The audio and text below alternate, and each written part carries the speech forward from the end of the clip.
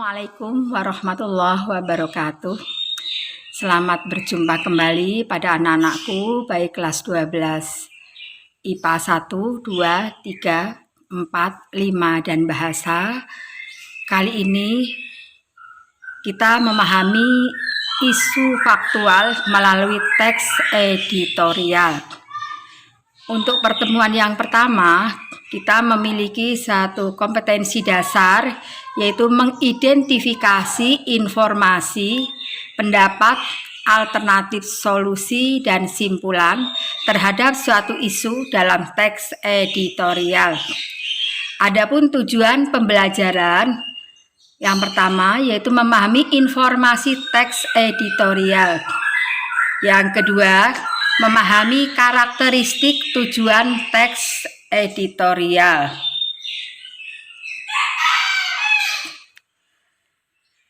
Teks editorial perlu Anda ketahui bahwa merupakan satu pernyataan mengenai fakta dan opini secara singkat, logis, dan menarik. Teks editorial merupakan teks yang berisi pendapat redaksi media terhadap suatu isu atau masalah aktual yang ada di lingkungan masyarakat.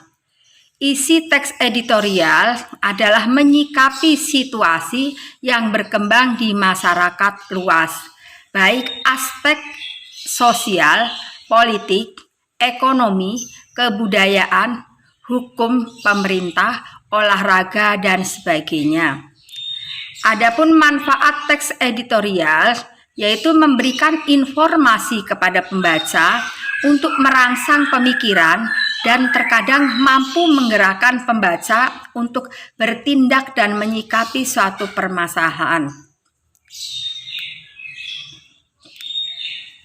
Maka di sini ada satu stimulan bahwa masyarakat terangsang untuk mengetahui apa-apa atau sesuatu yang terjadi di tengah-tengah masyarakat kita.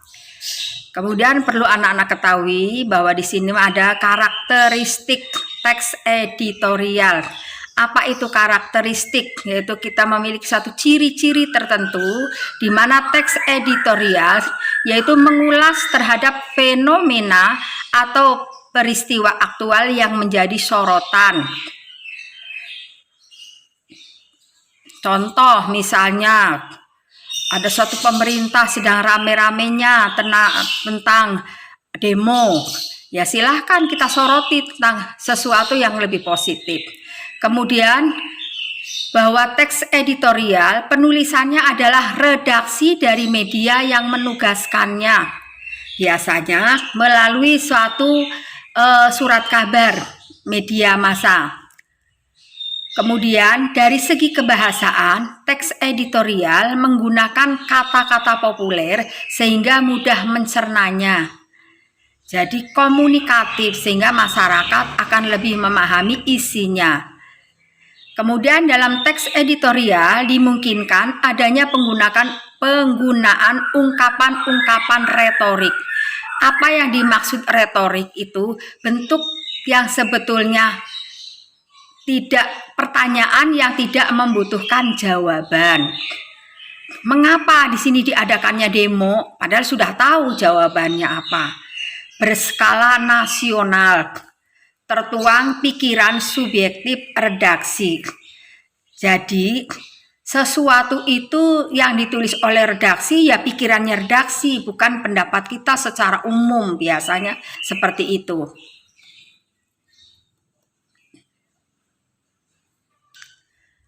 Adapun tujuan teks editorial yaitu mengajak pembaca untuk ikut berpikir mengenai masalah atau isu pada topik yang sedang hangat terjadi di kehidupan kita, di kehidupan sekitar kita. Mengajak berarti memberikan satu informasi sambil mengajak, sambil memberikan satu sifat persuasifnya harus ada. Kemudian memberikan satu pandangan kepada membaca terhadap isu yang sedang berkembang. Perlu kalian ketahui bahwa yang sedang berkembang di masyarakat itu apa? Biasanya kadang masyarakat cepat tanggap.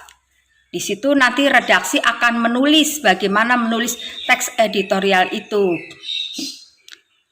Adapun fungsi teks editorial, umumnya satu, menjelaskan suatu berita dan akibatnya pada masyarakat.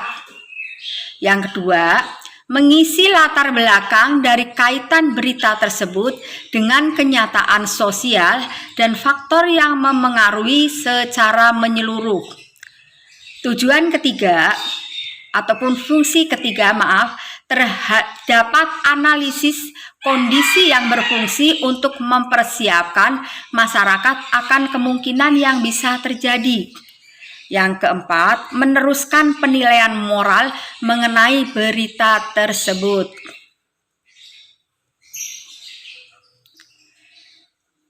Jenis teks editorial: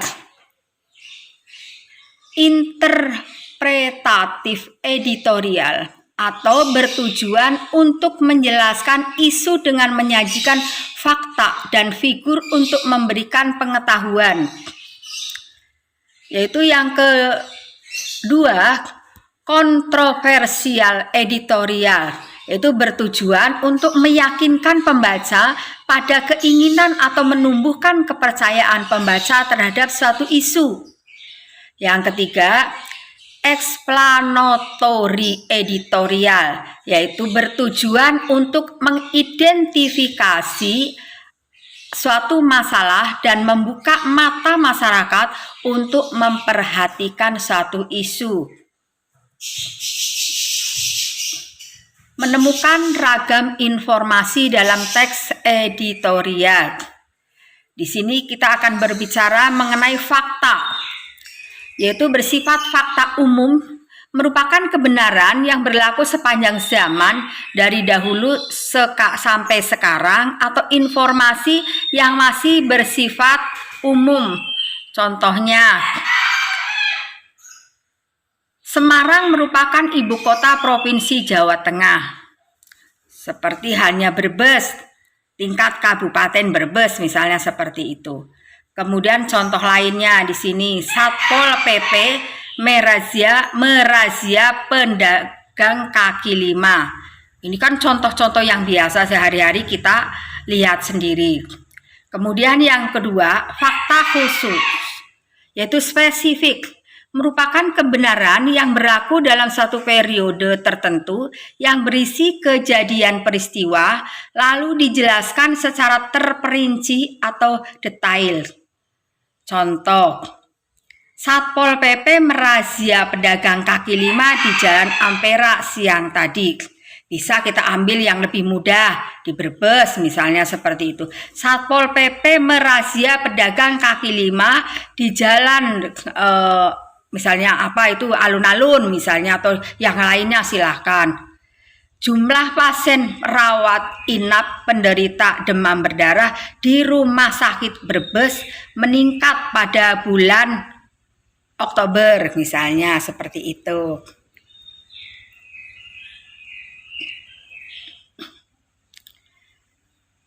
Kemudian berikutnya, menemukan ragam informasi dalam teks editorial.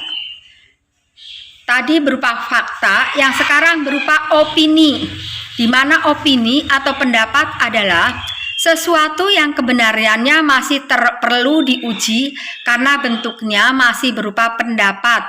Biasanya menggunakan kata menurut saya, sepertinya, bagus sekali, sangat bagus, dan sejenisnya. Kalimat opini dibedakan menjadi dua, yaitu opini perorangan yang bersifat biasanya subjektif, merupakan pendapat yang berdasarkan pandangan pribadi orang-orang tertentu saja. Contohnya, sepertinya banjir akan sering terjadi di wilayah ini. Contoh lainnya, biasanya kalau hujan terus-menerus, menurut saya kota Brebes pasti banjir. Misalnya seperti itu. Oh, bukan. Yang kedua, opini umum bersifat objektif. Adalah opini yang didasarkan atas pandangan atau orang banyak atau khalayak secara umum. Merokok berlebihan akan merugikan kesehatan diri. Atau yang lainnya silahkan. Contoh yang secara umum masih banyak. Anak-anakku baik kelas 12 IPA 1 sampai kelas bahasa, setelah mendengarkan pembelajaran kali ini yaitu memahami isu faktual melalui teks editorial, maka harapan Bu Eni untuk bisa mengikuti dengan baik. Kemudian nanti untuk pertemuan-pertemuan berikutnya mudah-mudahan dapat dipahami. Setelah ini akan berbicara struktur ataupun kaidah, sehingga pertemuan untuk judul memahami isu faktual melalui teks editorial itu ada 3 pertemuan. Maka nanti bisa Anda mengikuti semua.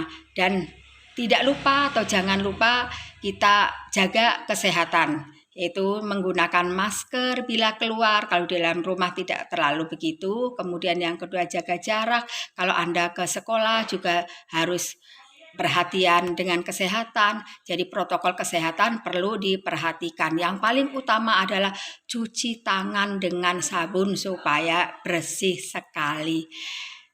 Itulah pembelajaran dari saya, mudah-mudahan dapat diikuti dengan baik. Assalamualaikum warahmatullahi wabarakatuh.